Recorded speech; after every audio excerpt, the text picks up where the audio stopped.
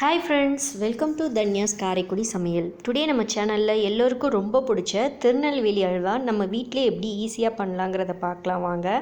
First நான் அதற்கு சம்பா கோதுமை ஒரு சிறிய கப்பில் எடுத்திருக்கேன். இது பார்த்திங்கன்னா நான் நல்லா பொடி பண்ணி எடுத்து வச்சுருக்கேன். ரொம்ப பொடி பண்ணாமல் ஓரளவு கொரப்பாக பொடி பண்ணி வச்சுக்கலாம். இது மூழ்கிற அளவுக்கு நம்ம தண்ணி ஊற்றி இதை ஒரு 8 மணி நேரம் ஊற வச்சு எடுத்துக்கணும். நம்ம இது மாதிரி பண்ணுறதுனால நமக்கு என்ன பெனிஃபிட் பார்த்திங்கன்னா, நமக்கு ஆட்டுறதுக்கு தேவை கிடையாது. கையாலே நம்ம பால் எடுத்துக்கலாம். இப்போ பார்த்திங்கன்னா இதை மூடி வச்சிடலாம். 8 மணி நேரம் நல்லா ஊறி வரட்டும். இப்போ 8 மணி நேரம் ஆனதுக்கப்புறம் ஓப்பன் பண்ணி பார்க்கலாம். இப்போ பாருங்கள், நல்லா கோதுமை ஊறி வந்திருக்கு. இதை நீங்கள் இந்த மாதிரி கையாலே நல்லா மாவு பிசைகிற மாதிரி பிசைஞ்சு விட்டிங்கன்னா தானாகவே நமக்கு இதில் பால் வந்துடும். இப்போ இதை நீங்கள் மிக்சர் ஜாரில் போட்டு அரைக்கிறதுனாலும் அரைச்சி எடுத்துக்கலாம், தண்ணியை வடிச்சிட்டு. அப்படி இல்லாட்டி இந்த மாதிரி நீங்கள் கையால் பிசைகிறது மூலமாகவும் நமக்கு ஈஸியாக பால் எடுத்துக்கலாம். இப்போ பார்த்திங்கன்னா நமக்கு பால் கொஞ்சம் கொஞ்சமாக நம்ம இது மாதிரி பிசைகிறப்போ நமக்கு வந்துட்டுருக்கு. இது மாதிரி நல்லா நம்ம பிசைஞ்சு பாலை எடுத்துக்கலாம். இப்போ இதை ஒரு வேறு பாத்திரத்தில் வடிகட்டிக்கலாம். இப்போ பார்த்திங்கன்னா இதை ஃபஸ்ட்டு ஒரு தடவை வடிகட்டி எடுத்துட்டு திரும்ப கொஞ்சமாக தண்ணி ஊற்றி நம்ம இந்த மாவு பிசைவோம் இல்லையா, கோதுமை மாவு, அது மாதிரி பிசைஞ்சு நம்ம இதில் பால் எடுக்கணுங்க. ஆட்டி எடுக்கிறது கஷ்டம். இது சிம்பிளான மெத்தடாக இருக்குங்கிறனால நம்ம இந்த மெத்தட் யூஸ் பண்ணுறோம். இப்போ இன்னும் கொஞ்சம் தண்ணி ஊற்றிக்கலாம். நல்லா இது மாதிரி கொஞ்சமாக தண்ணி ஊற்றி கையால் நல்லா அழுத்தி பிசைஞ்சு விட்டிங்கனாவே உங்களுக்கு பால் நல்லா வந்துடும். இப்போ பாருங்கள், பால் எவ்வளோ கெட்டியாக நமக்கு வந்திருக்கு, மிக்சியில் அடிக்காமல். இப்போ பாருங்கள், இதை நம்ம வடிகட்டி எடுத்துக்கலாம். மிக்சியில் அரைக்கணுங்கிற தேவை கிடையாது. நம்ம இந்த மாதிரி பண்ணுறது ரொம்ப ஈஸியாக இருக்கும் மெத்தட். இப்போ வடிகட்டிக்கலாம். இது மாதிரி ஒவ்வொரு தடவை நம்ம தண்ணி ஊற்றி நம்ம இது மாதிரி பிசைஞ்சு மாவு பிசைகிற மாதிரி பிசைஞ்சு நம்ம பால் எடுத்துக்கலாங்க. இப்போ பார்த்திங்கன்னா எப்போ உங்களுக்கு பால் வர்றது கம்மியாகி நம்ம ஊற்றுற தண்ணி மாதிரி வர்றது, இப்போ நம்ம இதை ஸ்டாப் பண்ணிடணும், இந்த மெத்தட், பால் பிழிகிற மெத்தடை. இப்போது நல்லா இது மாதிரி பாருங்கள், எவ்வளோ நல்லா கெட்டியமாக கையில் பிசைகிறதுலே பால் நமக்கு வந்துட்டுருக்குன்னு. இப்போது இது மாதிரி நல்லா பிசைஞ்சு நம்ம பால் எடுத்துக்கலாம். இது மாதிரி ஒவ்வொரு பேட்சாக நீங்கள் பால் எடுத்துக்கோங்க. எப்போ உங்களுக்கு தண்ணி ஊற்றிட்டு உங்களுக்கு பால் வராமல் தண்ணியாக இருக்கோ அது வரைக்கும் நீங்கள் இந்த மெத்தடை செஞ்சிட்ருக்கணும். இதில் பார்த்திங்கன்னா நான் ஒரு 5-6 தடவை இந்த மாதிரி கொஞ்சமாக தண்ணி ஊற்றி பால் எடுத்துகிட்ருக்கேன். இப்போ பார்த்திங்கன்னா அதே மாதிரி தான் செஞ்சிட்ருக்கேன். அதே மெத்தட், கொஞ்சமாக தண்ணி ஊற்றுறேன். நல்லா பாருங்கள், சக்கை பாலில் நல்லா சக்கை வர ஆரம்பிச்சிருச்சு. இந்த ஸ்டேஜில் நம்ம என்ன பண்ணணும், நல்லா இப்போ பாருங்கள் பால் வர்றது கம்மியாயிட்டு தண்ணியாக வர ஆரம்பிச்சிருச்சு பாருங்கள். இதுதான் கடைசி ஸ்டேஜ். இந்த ஸ்டேஜில் நம்ம ஸ்டாப் பண்ணிடலாம் பால் எடுக்கிறத. இப்போ இதையும் நம்ம வடிகட்டி எடுத்து வச்சுக்கலாம். பார்த்திங்கன்னா இது ரொம்பவே சூப்பராக வந்தது. உங்கள் வீட்டிலே நீங்கள் கண்டிப்பாக இந்த மெத்தடில் திருநெல்வேலி அல்வா வீட்டிலே செஞ்சு பாருங்கள். இப்போ இதை நம்ம வடிகட்டி எடுத்துக்கலாம். இப்போ வடிகட்டி வச்சுருக்க இந்த இது பார்த்திங்கன்னா நமக்கு ஒரு 2லேருந்து 3 மணி நேரம் வச்சுருங்க. இந்த மெத்தட் நம்ம ஏன் செய்கிறோன்னா, 8 மணி நேரம் ஊறுறதுனால நமக்கு இதில் ஒரு புளிப்புத்தன்மை வந்துடும். அந்த புளிப்புத்தன்மையை எடுக்கிறதுக்காண்டி நம்ம இந்த மெத்தட் யூஸ் பண்ணுறோம். இது ஒரு 2லேருந்து 3 மணி நேரம் நல்லா தனியாக எடுத்து வச்சுருங்க. இப்போ பாருங்கள், 3 மணி நேரத்துக்கு அப்புறம் ஓப்பன் பண்ணி பார்க்குறேன். மேலே எவ்வளோ தண்ணி இருக்குது. இந்த தண்ணிலாம் புளிப்பாக இருக்கும். இதை நம்ம கீழே ஊற்றிடலாம். இப்போ தனியாக நமக்கு பால் பார்த்திங்கன்னா கீழே கோதுமை பால் அடியில் தங்கியிருக்கும். மேலே இருக்க அந்த எக்ஸஸான புளிப்பான தண்ணி மேலே இருக்கும். அதை நம்ம இது மாதிரி வடிகட்டி எடுத்துக்கணும். இப்போ பார்த்திங்கன்னா நமக்கு இதில் பார்த்திங்கன்னா உங்களுக்கு 1/2 கிளாஸ் அளவு நமக்கு பால் வந்தது. கோதுமை பால் கெட்டியாக வந்தது. நல்லா தண்ணி எல்லாம் நீங்கள் வடிகட்டிக்கோங்க. பாருங்கள், கீழே அடியில் பால் எவ்வளோ தங்கியிருக்கு, மேலே பார்த்திங்கன்னா எவ்வளோ தண்ணி இருக்குதுன்னு பாருங்கள். இந்த தண்ணியை நம்ம கண்டிப்பாக யூஸ் பண்ணிடக்கூடாது. இந்த தண்ணியை யூஸ் பண்ணி நீங்கள் செஞ்சிங்கன்னா உங்களுக்கு என்ன ஆகும்னா, பிகினர்ஸ் டைமும் எடுக்கும் உங்களுக்கு பால் அல்வா கிண்டுறதுக்கு. இன்னொன்று பார்த்திங்கன்னா உங்களுக்கு புளிப்புத்தன்மை அந்த அல்வாவில் இருக்கும். அதனால தான் நம்ம இந்த மெத்தட் மூலமாக எக்ஸஸாக இருக்க தண்ணியை கீழே ஊற்றிடலாம். இப்போ பார்த்திங்கன்னா பால் நல்லா கெட்டியாக நமக்கு கிடச்சிருக்கு. இப்போது எவ்வளோ பால் கிடச்சிருக்குன்னு பாருங்கள்.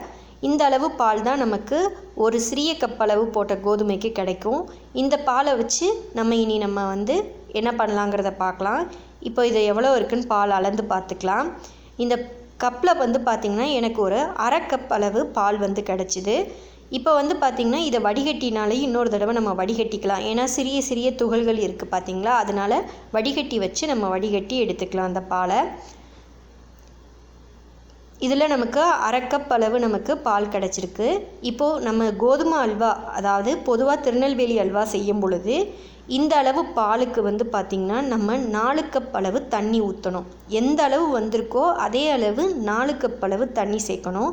இப்போ நம்ம ஃபஸ்ட்டு ஒரு பாத்திரத்தில் இந்த பாலை சேர்த்துக்கலாம். இப்போது ஒவ்வொரு கப்பாக நம்ம தண்ணி அதே அளவு அளந்து ஊற்றிக்கலாம். இதில் மொத்தம் 4 கப் நம்ம ஊற்றணும். ஃபஸ்ட்டு ஒரு கப் ஊற்றிக்கலாம். பாருங்கள், நான் எந்த அளவு பால் வந்திருக்கோ அதே அளவு தண்ணி எடுத்திருக்கேன். அதே மாதிரி ஒவ்வொரு கப்பாக அளந்து நம்ம இப்போ ஊற்றிக்கலாம். பிகினர்ஸ், நீங்கள் செய்யும்போது ரொம்ப கேர்ஃபுல்லாக செய்யுங்க. ரொம்ப சுலபமாக அதை செஞ்சிடலாம். ரொம்ப டேஸ்ட்டாக இருக்கும். கண்டிப்பாக நீங்கள் உங்கள் வீட்டில் ட்ரை பண்ணி பாருங்கள். நான் சொன்ன மெத்தட் படி செஞ்சு பாருங்கள். இப்போ நம்ம 3வது கிளாஸ் ஊற்றிக்கலாம். இப்போது இன்னும் ஒரு கிளாஸ் நம்ம ஊற்றணும். இப்போ 3 கிளாஸ் ஊற்றிட்டோம். இன்னொரு கிளாஸையும் நம்ம அளந்து இதில் ஊற்றிக்கலாம். இப்போ 4வது கிளாஸும் நம்ம ஊற்றியாச்சு. எந்த அளவு பால் வந்ததோ அதே அளவு தண்ணி 4 ஊற்றியாச்சு. இப்போ இந்த பாலை வந்து நம்ம என்ன பண்ணிடலாம், ஒரு கடாய் வச்சுட்டு அந்த கடாய் நல்லா ஹீட் ஆனதுக்கப்புறமா எடுத்திருக்க பால் வந்து பார்த்திங்கன்னா அடியில் வந்து உறைஞ்ச மாதிரி இருக்கும். அதை ஒரு கரண்டி வச்சு நல்லா கலக்கி விட்டுட்டு நீங்கள் வந்து இந்த பாத்திரத்தில் சேர்த்துக்கோங்க. அவ்வளோதாங்க. கோதுமை பால் வந்து நம்ம மிக்சர் ஜாரையோ கிரைண்டரையோ கிரைண்டர் யூஸ் பண்ணாமல் பால் கையாலே பிசைஞ்சு எடுத்தாச்சு. ரொம்ப சுலபமான இந்த மெத்தடை நீங்களும் ட்ரை பண்ணி பாருங்கள். நான் இன்றைக்கி சம்பா கோதுமையில் தான் அதை செஞ்சிட்ருக்கேன். கோதுமை வந்து எந்த கோதுமை வேணால் எடுத்துக்கோங்க. பஞ்சாப் கோதுமை கூட யூஸ் பண்ணலாம். இப்போ பார்த்திங்கன்னா நமக்கு கெட்டியாக ஆரம்பிச்சிட்டு இருக்கு. கெட்டியாகிற வரைக்கும் நீங்கள் வந்து கைவிடாமல் கிண்டிக்கிட்டு வாங்க. இப்போ பாருங்கள், கெட்டியாக நல்லா ஆயிட்டு வந்துட்டுருக்கு. இப்போது நல்லா கொஞ்சம் கொஞ்சமாக கெட்டியமாக வந்துட்டுருக்கும். மீடியம் ஃப்ளேமில் வச்சு இதை நீங்கள் செஞ்சுட்டு வாங்க. பாருங்கள், தண்ணியெல்லாம் நல்லா வற்றிட்டு நல்லா கெட்டியமாக வந்துட்டுருக்கு. இப்போ இது பக்கத்தில் ஸ்டவ்வில் வச்சுக்கலாம்.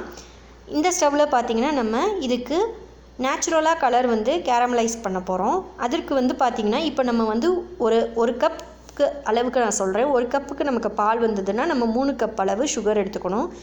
அதில் வந்து பார்த்திங்கன்னா பாதி அளவு நீங்கள் இந்த மாதிரி கேரமலைஸ் பண்ணிக்கோங்க. இப்போ இதில் கொஞ்சமாக தண்ணி சேர்த்துட்டு நல்லா ஹை ஃப்ளேமில் வச்சு கை விடாமல் கிளறி விட்டுட்டே இருங்க. பிகினர்ஸ், ஒரு பாயிண்ட் சொல்கிறேன், நல்லா நோட் பண்ணிக்கோங்க. இதை ஹை ஃப்ளேமில் நீங்கள் வச்சு இது பண்ணும்போது நமக்கு கலர் சேஞ்ச் ஆகி வந்துட்டுருக்கோம். ரொம்ப தீஞ்சிடாமல் பார்த்துக்கோங்க. அப்படி உங்களுக்கு வந்து இது வந்து ரொம்ப கருப்பாகி தீஞ்சு போகிற மாதிரி வந்ததுன்னா அதை கொட்டிடுங்க. அல்வாவில் சேர்த்துடாதீங்க. இப்போ பாருங்கள், நல்லா கலர் சேஞ்ச் ஆகி வந்துட்டுருக்கு. இது மாதிரி நல்லா கலர் சேஞ்ச் ஆகி வரணுங்க. இப்போது இதில் கொஞ்சமாக கட்டிப்படுற மாதிரி இருக்கும். அதனால் கொஞ்சமாக தண்ணி சேர்த்துட்டு நம்ம வந்து அல்வா அங்கே பக்கத்தில் ஸ்டவ்வில் இருக்கு இல்லையா, அதை இந்த ஸ்டவ்வுக்கு மாற்றிட்டு இந்த கலரை வந்து நம்ம அதில் சேர்த்துடலாம். இப்போ நமக்கு கலர் எக்ஸ்ட்ரா பத்தாமல் இருந்ததுன்னா திரும்ப நம்ம வந்து இதே மாதிரி சுகர் கொஞ்சம் சேர்த்துட்டு நம்ம கலர் சேர்த்துக்கலாம். ஃபஸ்ட்டு இதை ஊற்றி ட்ரை பண்ணி பார்த்துக்கலாம். எனக்கு என்ன ஒரு பயம்னா, கலர் வந்து எங்கே வந்து தீஞ்சிடுமோ, நம்ம கேரமலைஸ் பண்ணும்போது சுகர் வந்து தீஞ்சிடுமோ அப்படிங்கிறதுனால நான் சீக்கிரமே ஆஃப் பண்ணிட்டேன். அதனால் வந்து பார்த்திங்கன்னா எனக்கு கலர் வந்து கம்மியாக தான் கிடச்சிச்சு. நான் திரும்ப வேணும்னா கலர் வந்து நம்ம வந்து திரும்ப கேரமலைஸ் பண்ணி போட்டுக்கலாம் அப்படின்னு சொல்லிட்டு விட்டுட்டேன். இப்போ இதில் நம்ம சுகர் சேர்த்துக்கலாம். சில பேர் வந்து பார்த்திங்கன்னா இதில் ஒரு கம்பி பதம் வர வச்சுட்டு சுகரை வந்து பாகு காய்ச்சிட்டு பண்ணுவாங்க. ஆனால் நம்ம வந்து இந்த மெத்தட் மூலமாக பண்ணாலும் நமக்கு அதே டேஸ்ட் கிடச்சிரும். இப்போ பார்த்திங்கன்னா சர்க்கரை எல்லாம் சேர்த்ததுக்கப்புறமா சர்க்கரை எல்லா பக்கமும் மிக்ஸ் ஆகிற மாதிரி நல்லா கலந்து விட்டுக்கலாம். இப்போது சர்க்கரை கலர் வந்து கம்மியாக இருக்குது. அதனால் திரும்ப நான் வேறு 2 டேபிள் ஸ்பூன் சர்க்கரை போட்டு திரும்ப கேரமலைஸ் பண்ணிவிட்டு அதையும் இதில் சேர்த்துக்கிறேன். கலர் கம்மியாக இருந்ததுனால திரும்ப இது மாதிரி சேர்க்குறேன். நீங்கள் வந்து இது மாதிரி பிகினர் செய்யும்போது ஃபஸ்ட்டு கலர் வந்து ரொம்ப வரணுங்கிறக்காண்டி தீயை விட்டுறாமல் இது மாதிரி கூட நம்ம செஞ்சுக்கலாம். இப்போ இதில் கொஞ்சம் கொஞ்சமாக நம்ம நெய் சேர்த்துக்கலாம். நெய் வந்து நம்ம இஷ்டம்தான், எவ்வளோ வேணால் சேர்த்துக்கலாம். நெய் உங்களுக்கு வந்து அதிகமாக வேணும்னா நீங்கள் அதிகமாக சேர்த்துக்கோங்க. நான் வந்து இதுக்கே மொத்தமே ஒரு 4 ஸ்பூன் அளவு தான் சேர்த்தேன். ஆனால் இதுக்கு வந்து மெயினே வந்து பார்த்திங்கன்னா சர்க்கரையும் நெய்யும் தான் முக்கியம். நான் நெய்யோட அளவும் சர்க்கரையோட அளவுமே வந்து பார்த்திங்கன்னா கம்மியாக தான் சேர்த்துருக்கேன். உங்களுக்கு அதிகமான சர்க்கரை வேணும்னா நீங்கள் சேர்த்துக்கலாம். இப்போ பார்த்திங்கன்னா நெய் 1 ஸ்பூன் ஊற்றிட்டு கொஞ்சம் நேரத்துக்கு அப்புறமா கொஞ்சம் கொஞ்சமாக நெய் சேர்த்து இந்த மாதிரி பேட்சாக நீங்கள் வந்து நெய் சேர்த்துட்டு நல்லா கிளறி விட்டுட்டு வாங்க. அல்வா வந்து பாருங்கள் எவ்வளோ நல்லா வந்துட்டுருக்கு. இப்போது நம்ம நல்லா நெய்யெல்லாம் உருக்கி வரட்டும். நெய்யை வந்து நம்ம உருக்கியும் சேர்த்துக்கலாம். இந்த மாதிரி கெட்டியமாக இருந்தாலும் இதோட சேர்த்துக்கலாம். இப்போது அல்வா நல்லா திரண்டு வர ஆரம்பிச்சிட்ருக்கு. நல்ல ஒரு கலர் கிடச்சிருக்கு பாருங்கள். இன்னும் உங்களுக்கு கலர் வேணும்னாலும் நீங்கள் நல்லா கேரமலைஸ் பண்ணி சேர்த்துக்கோங்க. ஆனால் பிகினர்ஸ் சர்க்கரையை தீய விட்டுட்டிங்கன்னா அதை மட்டும் சேர்த்துடாதீங்க, அல்வாவோட பதமே உங்களுக்கு கசப்பாயிடும். இப்போ பார்த்திங்கன்னா நமக்கு நல்லா அல்வா ரெடி ஆகிட்டுருக்கு. இப்போது இன்னொன்று உங்களோட ஷேர் பண்ணணும் சப்ஸ்கிரைபர் எல்லாருக்கும். நம்மளோட சேனல் 200 சப்ஸ்கிரைபரை ரீச் பண்ணிடுச்சு. அதுக்கு ஒரு ஸ்பெஷலாக இருக்கட்டும் தான் இன்றைக்கி இந்த ரெசிபி நான் எடுத்துகிட்டு வந்திருக்கேன். இதே சப்போர்ட்டை எனக்கு தொடர்ந்து கொடுத்துட்டு வாங்க. இப்போ பார்த்திங்கன்னா அல்வா லோ ஃப்ளேமில் வச்சு நல்லா இது மாதிரி நம்ம கிளறி விட்டுட்டே இருக்கணும். இப்போது அல்வா ஓரளவு நல்லா திரண்டு வந்துட்டுருக்கு. நம்ம இந்த ஸ்டேஜில் நெய் ஆட் பண்ணுறதுனாலும் ஆட் பண்ணிக்கலாம். நெய் நம்ம இஷ்டம்தான். இப்போது சைடுகளில் ஓரங்களில் ஒட்டினாப்பில் இருக்கிறதெல்லாம் நீங்கள் இந்த மாதிரி ஸ்பூன் வச்சு எடுத்து விட்டுட்டு வாங்க. நல்லா அல்வா லோ ஃப்ளேம்லேயே இருக்கட்டும். பாருங்கள் அல்வா எப்படி கண்ணாடி பதத்துக்கு கடைகளில் கிடைக்கிற மாதிரியே வந்துட்டுருக்குன்னு. வீட்டிலேயே ரொம்ப சுலபமாக நம்ம செஞ்சிடலாங்கங்க. இந்த ரெசிபியை நீங்கள் உங்கள் வீட்டில் கண்டிப்பாக எல்லோரும் ட்ரை பண்ணி பார்த்துட்டு எப்படி வந்ததுங்கிற ஃபீட்பேக்கை மறக்காமல் நமக்கு சொல்லுங்கள். இப்போது அல்வா நல்லா கெட்டியாக வந்துடுச்சு. இன்னும் நல்ல ஒரு பதம் வரணும். இதே பதம் இருந்தால் உங்களுக்கு தண்ணியாக இருக்க மாதிரி தான் இருக்கும் அல்வா. நல்லா பார்த்திங்கன்னா இன்னும் லைட்டாக கெட்டியாகணும். அது வரைக்கும் லோ ஃப்ளேமில் வச்சு இது மாதிரி கைவிடாமல் கிளறிட்டே இருங்க. இன்னும் கொஞ்சம் நெய் நம்ம சேர்த்துக்கலாம். நெய் பார்த்திங்கன்னா கொஞ்சம் கொஞ்சமாக சேர்க்குறது தான் நல்லது. ஒரே தடவையாக ஃபுல் நெய்யும் நம்ம சேர்த்துட வேணாம். நல்லா இப்போது கரெக்டான பதத்துக்கு அல்வா வந்துருச்சு.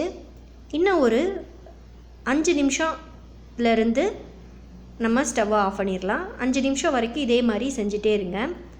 பாருங்கள் எவ்வளோ அழகாக வந்திருக்குன்னு. இதில் நமக்கு வேணும்னா முந்திரி பருப்பு நெய்யில் பொரித்து சேர்த்துக்கலாம். திருநெல்வேலி அல்வாவில் முந்திரி இருக்காதுங்கிறதுனால நான் போடல. நான் இப்போ காமிச்ச இல்லையா ஸ்டேஜ், அதுதான் ஃபைனல் ஸ்டேஜ். இப்போ நம்ம என்ன பண்ணலாம், 2 நிமிஷம் வச்சு கிளறிக்கிட்டே இருக்கலாம். அல்வா ரொம்ப சூப்பராக ஆயிடுச்சு. இப்போ நம்ம ஸ்டவ்வை ஆஃப் பண்ணிடலாம். பாருங்கள் எப்படி வந்திருக்குன்னு. இதை நம்ம வாழை இலை அல்லது பிளேட்டில் நார்மலாக எப்படி சர்வ் பண்ணுற மாதிரி சர்வ் பண்ணி கொடுக்கலாம். ரொம்ப சூப்பராக அல்வா தயாராகிடுச்சு. நம்ம சேனலை இது வரைக்கும் நீங்கள் ஃபஸ்ட் டைம் பார்க்குறவங்களா இருந்தால் மறக்காமல் சப்ஸ்கிரைப் பண்ணிவிடுங்க, லைக் பண்ணுங்கள், ஷேர் பண்ணுங்கள். அல்வா தயாராகிடுச்சு. இதை 2லேருந்து 3 மணி நேரம் வச்சுருந்துட்டு பரிமாறலாம். திருநெல்வேலி அல்வா அதே சுவையில் தயாராகிடுச்சு. நீங்களும் உங்கள் வீட்டில் ட்ரை பண்ணி பாருங்கள். நிச்சயம் உங்களுக்கு இந்த ரெசிபி பிடிக்கும்னு நினைக்கிறேன். தேங்க்யூ.